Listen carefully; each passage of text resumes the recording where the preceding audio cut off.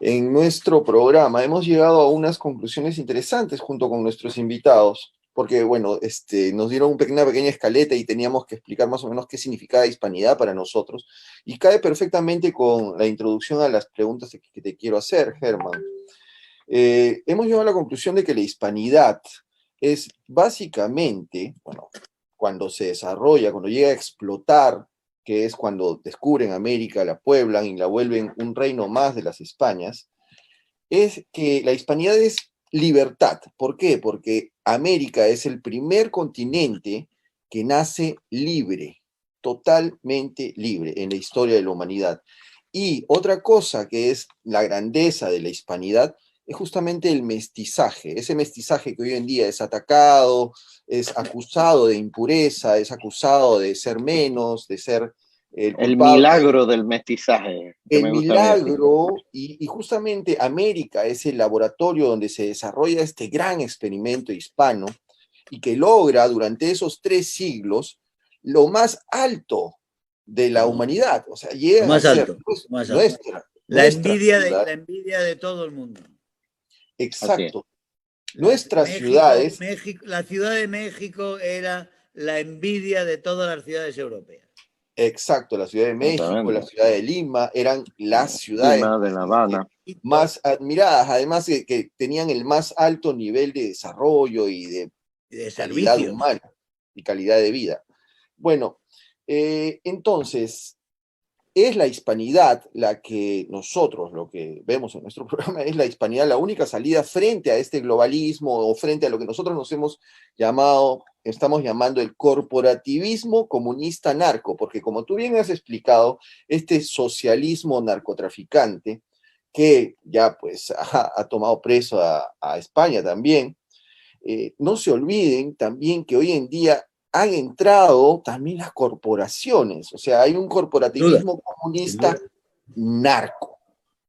Y sobre todo eso se agrava en países como nuestro país, el Perú, en el que los narcos pues es la corporación más grande, la corporación más poderosa, las que tienen mucho mayor dinero. Y eso también relacionado a Bolivia. Yo quiero explicar, porque tú has dado unas dos muy buenas noticias, que es el tema este de Yanine Áñez, que le están invitando para darle el premio, y que es importante pues que la liberen primero para que vaya a recoger el premio. Pero ¿qué significa Yanine Áñez para la política continental y para la política y todos los intereses del Foro de Sao Paulo? Significa el ejemplo de lo que te puede pasar si te metes con el Foro de Sao Paulo. Claro. Es muy importante. Claro. Ella la tienen presa, la tienen dejada, la tienen destruida. Entonces, solamente para terminar ahora con el tema de lo que significa blanquear las elecciones en Venezuela. ¿Por qué es importante? Porque lo que ha sucedido en el Perú, lo que ha sucedido en Bolivia, lo que ha sucedido en Estados Unidos, nos demuestra que el sistema electoral ya está en crisis, ya ha sido infiltrado, ya saben cómo sacarle la vuelta. Yo no sé cómo estarán las elecciones ahora en Europa, pero Germán, ¿cuál es el siguiente paso que se está pensando en la Unión Europea para evitar, porque de alguna manera se tiene que evitar que sucedan estos fraudes electorales que ya vienen siendo como que una agenda? Eso pasa en Estados Unidos, pasa en Bolivia, ha pasado en Perú. Entonces eso es innegable que ya el sistema electoral... Ya está en México. Adelante, Germán. En todas partes. Bueno, yo creo que no es en la Unión Europea donde hay soluciones. La Unión Europea está, por desgracia, dedicada en manos realmente de hoy en día de unas fuerzas socialdemócratas, todas ellas que lo que están es un combate contra la nación y por tanto están en un intento de crear un superestado en el cual no exista realmente control y por tanto no exista democracia. Al final de todo este túnel o de toda esta deriva vendría un régimen donde nosotros no tenemos nada que decir respecto a los gobernantes porque no podemos fiscalizarnos. Por eso nosotros estamos en la defensa radical de las naciones frente a los intentos de la Unión Europea, de la mayoría aún en la Unión Europea, de esta guerra contra las naciones y de imponerles a las naciones condiciones que no están en los tratados. Es decir, arrebatarles soberanía que las naciones no han cedido explícitamente en los tratados de la Unión Europea. Y eso es lo que está pasando en este momento. Y ese es un proceso que nos lleva un poquito lejos, pero que es un proceso muy peligroso que se está viendo en este momento con el ensañamiento hacia Polonia y hacia Hungría, pero que demuestra también el nerviosismo de esa socialdemocracia, porque hay una reacción nacional en muchos países, en cada vez en más, y Vox es una prueba de ello. Algunos medios de comunicación los dan por fuera de la Unión Europea. Bueno, ya, o sea que... Los medios de comunicación están en un 95%, yo diría, en la Unión Europea. Están todos prácticamente en el mismo nivel. Yo siempre digo, es terrorífico ver la degradación de la prensa en Alemania. La prensa en Alemania, que ha tenido una gran calidad. Yo hablo alemán desde pequeño, sigo la prensa alemana. Mi padre era periodista, tenía siempre todos los periódicos alemanes en casa.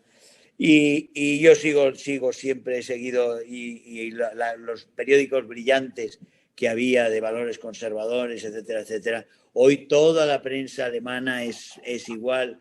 La Frankfurter Allgemeine, la Süddeutsche, el Tages-Anzeiger, todos son el mismo puré socialdemócrata woke, ¿no? Es algo terrorífico.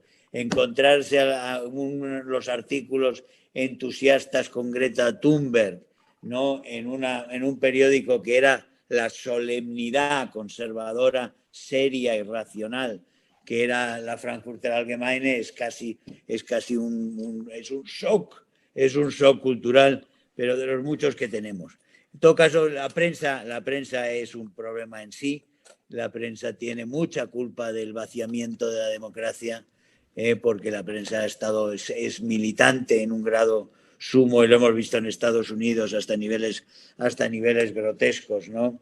Y lo vemos en muchos países, con todas las excepciones valientes que hay, ¿no? Sin embargo, la mayoría lo estamos viendo. Y después está la presión ambiental, y eso es lo que pasó un poquito en México, ¿no? Que el PAN, hubo mucha gente que nos recibió muy bien, fuimos al Senado, en el Senado firmamos, ellos firmaron la carta, y cuando se enteró la prensa y la prensa empezó a insultarles, pues hubo muchos de ellos pues que se echaron para atrás, porque nos hemos escapado. Claro. Nos hemos ido muy lejos, y entonces empezaron los panistas. Y empezaron a hacérselo perdonar. No todos, porque hubo quienes aguantaron muy dignamente eso, pero otros muchos dijeron, aquí nos hemos equivocado, vámonos para atrás, metámonos otra vez en el rebaño, que fuera del rebaño hace mucho frío y te caen muchos palos. Bueno, nosotros estamos fuera del rebaño, nosotros recibimos muchos palos, no les tenemos miedo a nada ni a nadie, y vamos con la verdad por delante. Ya tienes la piel dura, Germán. Yo tengo la piel muy dura de muchos años, y fíjate, de años en que estaba solo, ahora somos muchos, y cada día somos más. Cada día somos más. En ese sentido, como le decía ahora hace un rato a un amigo aquí en Madrid, que llegó hoy de Bruselas, le digo, están pasando muchas cosas y no todas malas.